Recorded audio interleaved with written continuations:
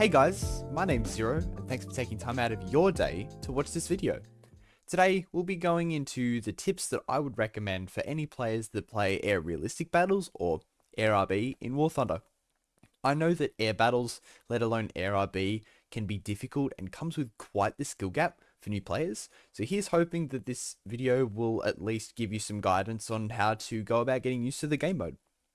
Please do keep in mind, though, that these are my tips and might not apply to absolutely everybody that watches this, but I'm hoping that something I say can help you in some way. These tips are in no particular order as well, and just know that there might not be an immediate change in how well you do. If there is, fantastic.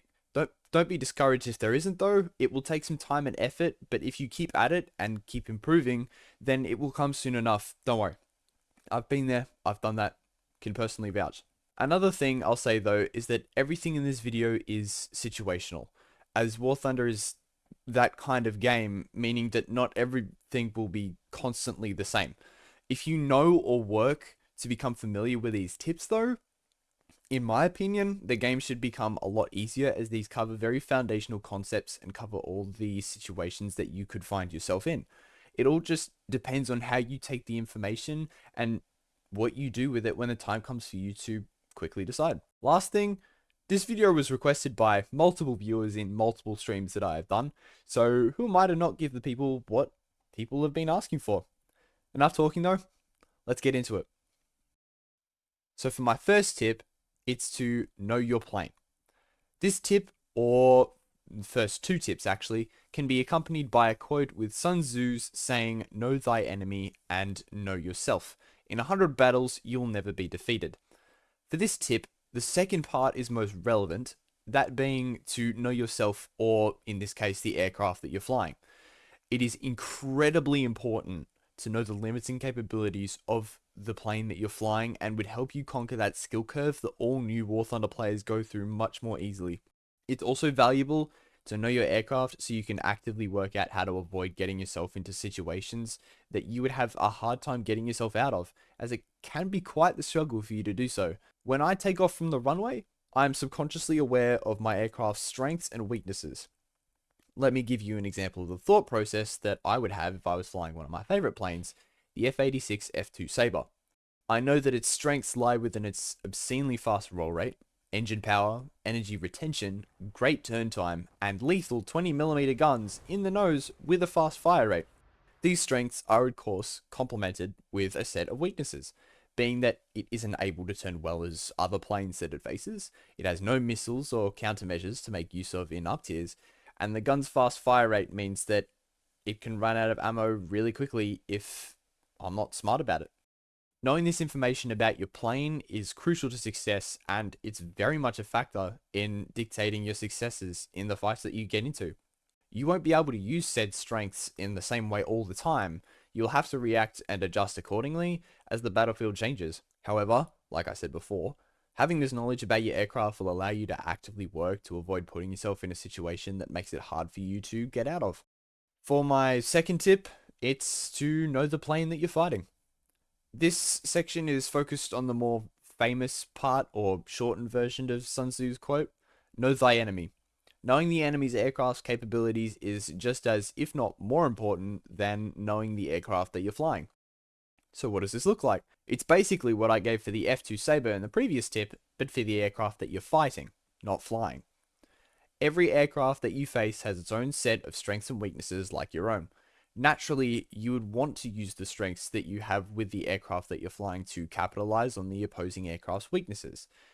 This can only come from the knowledge of the aircraft itself though, and you should go about learning these strengths and weaknesses in the way that works for you. Does this aircraft turn well? Does it have good engine? How well can it retain its energy? Does it have missiles if you're playing jets? All of these should be questions that you should be able to answer yourself when you inevitably get into a fight with someone. It can mean the difference between whether you stay in the match or get sent back to the hangar, obviously. So it really is important to know what exactly you're going up against. If you like watching reviews on vehicles, by all means, go and watch one from a YouTuber that you enjoy watching. If you like to learn about the vehicle by playing it, do that too. Whatever works for you is what you should do to be able to learn the information that you need to know. Tip 3. Energy and the altitude advantage. I'm going to say this right now. Any and all players that do not know the concept of energy and how it applies to dogfighting are already at an extreme disadvantage. This is arguably the most important thing to keep in mind for air battles, more so with air realistic and simulator battles, but still very important for all. Without energy, you cannot fight or even fly the plane itself properly. That's it. End of story. I've told you how important it is, though, but what is energy in terms of dogfighting, you might ask? If you're not familiar with physics, there are two basic forms of energy: kinetic energy and potential energy. By definition, kinetic energy is the form of energy that comes from motion, while potential energy is the energy that comes from how a said object is positioned. In the case of air battles, your aircraft's kinetic energy comes from the speed that you have at any given moment, which you need constantly so airflow can continue under the wings, giving you lift and thus keeping you airborne. For some aircraft, a higher speed also means an increase in turn rate due to airflow being more rapid. That being said though, too much kinetic energy could mean that airflow puts more strain on your wings and control surfaces, leading to your wings potentially breaking off or your control surfaces becoming unresponsive or locking up, as it's called, respectfully. In contrast, potential energy in air battles is determined by the altitude your aircraft is at, or how high above the ground it is. Being at a higher altitude means that you have more energy stored, and thus can gain kinetic energy by diving and picking up speed. This also means kinetic energy can be converted into potential energy by using your speed to regain altitude, the same way that you use your potential energy to gain kinetic energy. Put simply, the more altitude you have, the more energy you have in general. Do note though that it is easier to convert potential to kinetic rather than the other way around. Gravity exists in this game and it favors things going down more than things coming up, just like IRL. This is where the term energy retention comes into play in an aircraft's flight performance too, if you ever hear about that.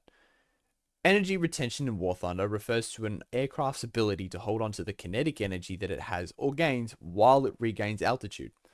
An aircraft with good energy retention will be able to use the kinetic energy gained to gain a decent amount of altitude back, while an aircraft with bad retention will lose too much kinetic energy when it climbs and will not gain nearly as much altitude as it might have lost as a result. This is a good segue into talking about the altitude advantage. In air battles, this will set the terms of the fight for both parties locked in the engagement, as the aircraft that holds the altitude advantage will, in most cases, be in the best position at the start of the fight.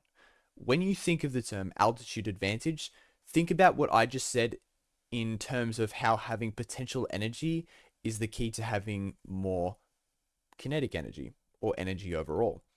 If you are above a given opponent, you have more energy at your disposal than your opponent.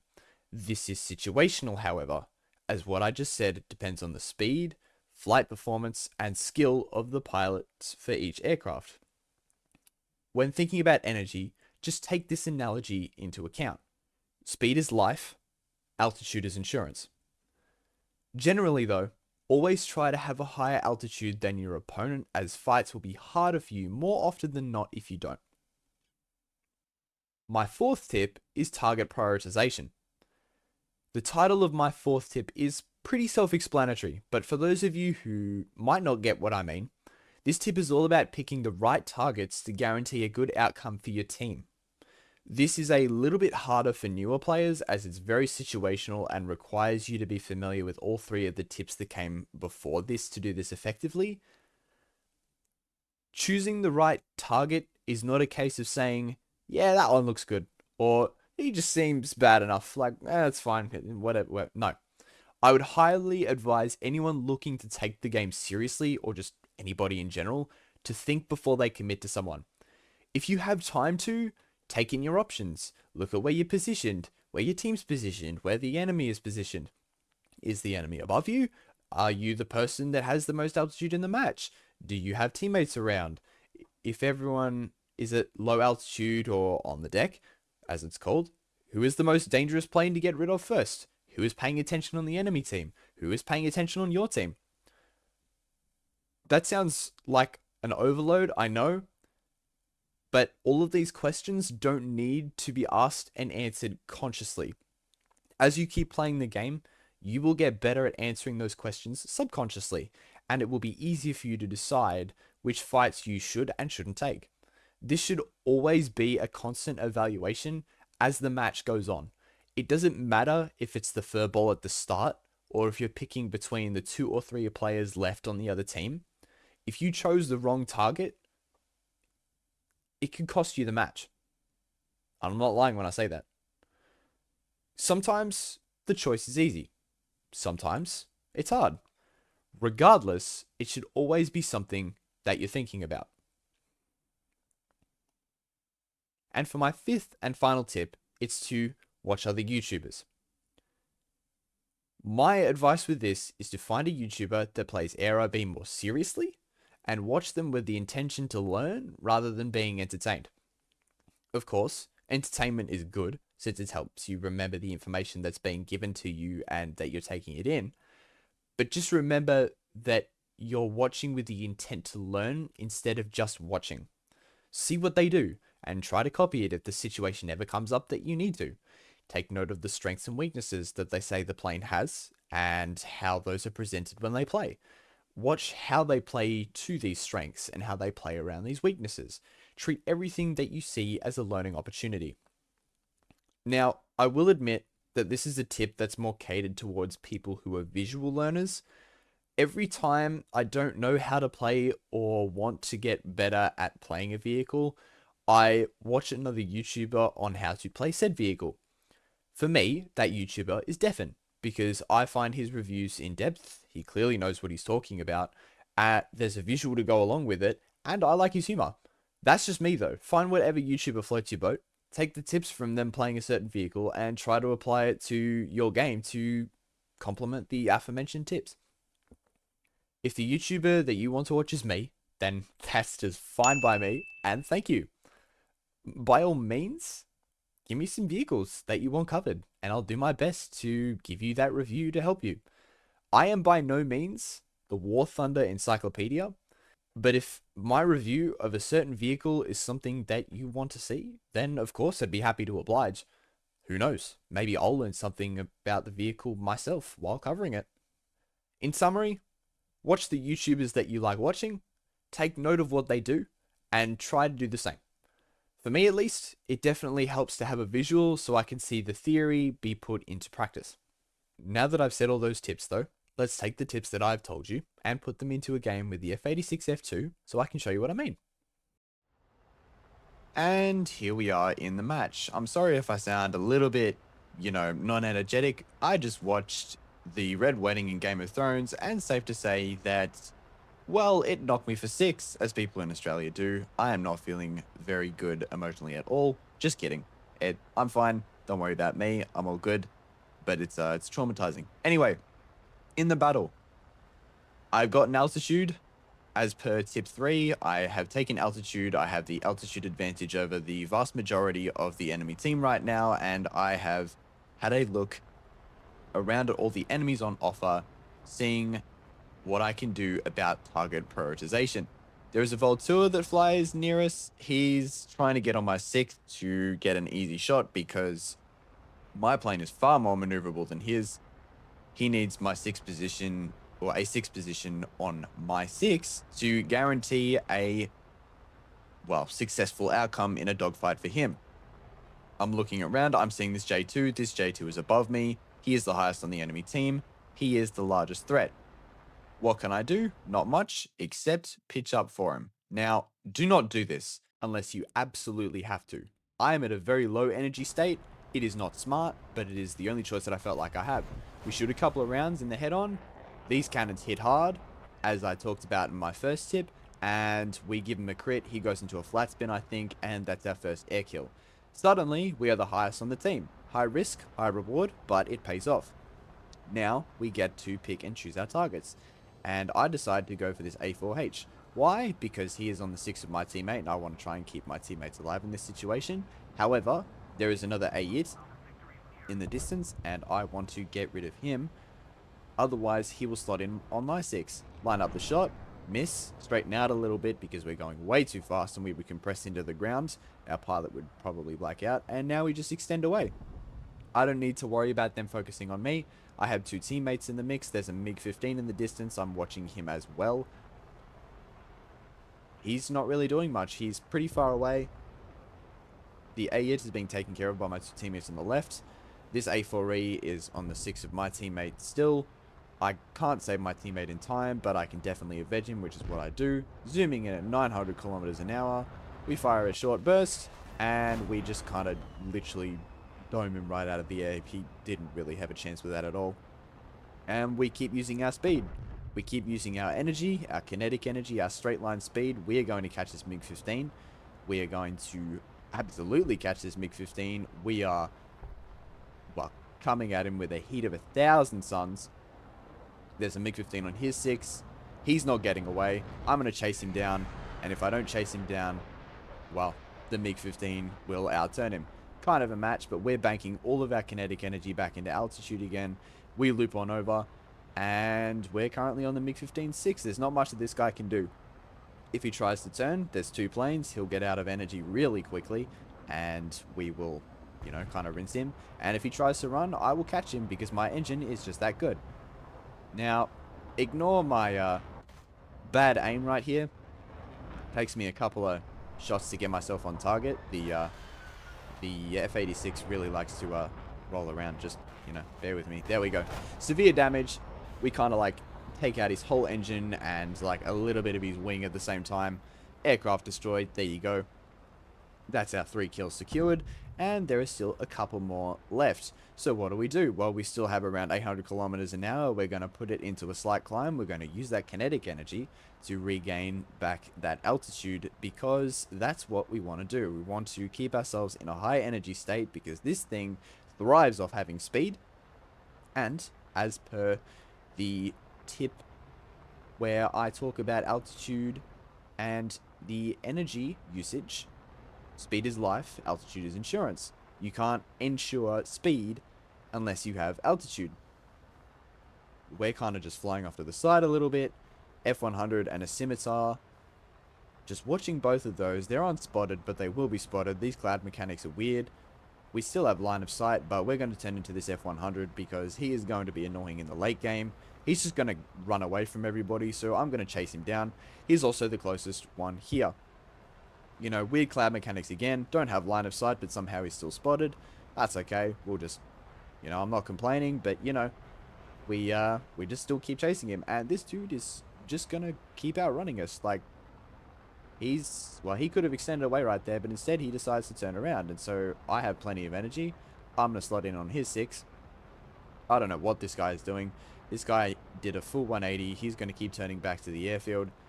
And I guess he's just going to keep running because that's what he can do. He's going to chase after that MiG-15. Well, MiG-15 can make him turn, but if he's smart, he's going to keep going. He goes head on with the F-100, and the MiG-15 kind of just eats it, which I can understand. However, I think the MiG-15 got some bursts into his engine because he is slowing down, and we are just going to keep chasing him all the way back. I hope that these tips make sense. I hope you can see what I'm talking about. Here I am again with the altitude advantage. This Voltua, he's lower energy state because he's at a lower altitude. I have a high kinetic energy right now and a decent amount of altitude. He's going to fire off a missile. That's never going to hit. Pulls nowhere near enough G's for me to, collect the missile in the back of my plane, but we're going to fight in the clouds, and this is where it gets a little bit annoying because he's just going to disappear in and out of the clouds. Makes it really hard to see, but we're just going to keep using that energy. We're going to get really slow right here, but I'm relying on the very good thrust of my engine to be able to stall out and get on this guy's 6. I kind of like pitch in for the shot here. I'm going to have a humongous skill issue. Well, I guess I pitched in too early, but it doesn't help that I cannot see where he is. We're just turning around. He almost get guns on me. We almost ram each other. Very hard to see with the clouds. That could have ended very badly, but we're going to keep pitching up and over because we have the maneuverability that he doesn't. And we could have pitched down, but instead I'm going to go up and over because he does not have the energy to do that. We're going to guarantee our 6th position, and we're just going to drop right on top of him. We're going to drop the flaps to tighten our loop at the peak of our turn, and he's just going to dive away. He is going to pick up speed faster than what I am, and he's just going to run away. Lose him in the clouds. I know where he's going. He's going right back to the airfield. There's not really, you know, much to think about here. There he is. Like, I would catch him if the airfield wasn't there, but, you know, the airfield is there. So, we activate sneaky mode. We are going to fly low to the ground. Makes it so we're not high up in the air, so we're not spotted by the, I guess, the Voltua. Close to the ground, there's obstacles between him and I. He's not going to see me until he gets super close because I'm flying in amongst the terrain. I'm doing this purely to try and sneak up on him to get the drop on him, but he gets spotted and he's going to see me too. I'm not going to head on that. I don't need to. I'm going to dip below the terrain. He's going to try and dip the shot. I'm going to pull up and over his nose. I have an insane amount of kinetic energy, and we're just going to pull into the 6th position behind him. I know what he's going to do. He's going to go straight up, and we kind of just guarantee that 6th position. Use that engine thrust, punch the throttle all the way to 100.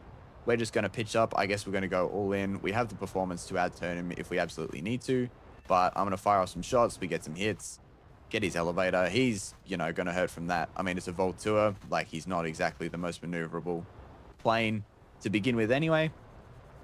I'm just going to keep having skill issues because I can't lead the guns enough. He's going to turn the other way. Big mistake. Thank you for playing. I hope that this guide helped you out in any way, shape, or form. If it didn't, that's completely cool. There are plenty of guides out there that may help you better than this could. If it did though, let me know if you want more guides like this in the comments below, and I'll try to get working on them. Don't be shy either. I'll put them down on a list and get to them when I can. Until the next video though, thanks again for taking the time to watch this, and I'll catch you later.